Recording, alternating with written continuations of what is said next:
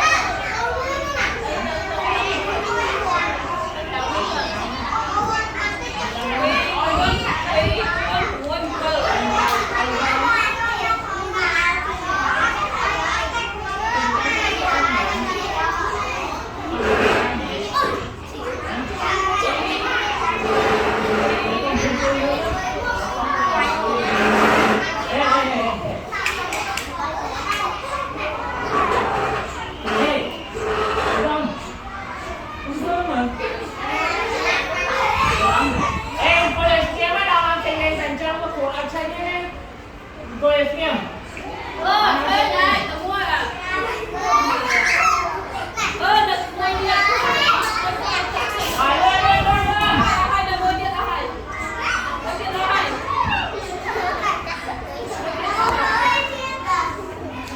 Ê ơn Linh nè. Ê bay lượn.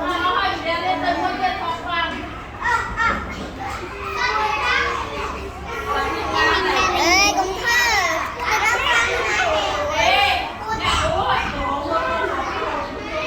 À tắt mô phải.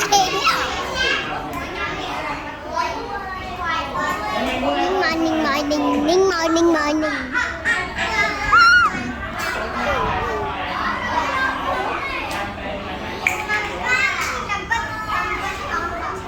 Đừng quỵ nữa em.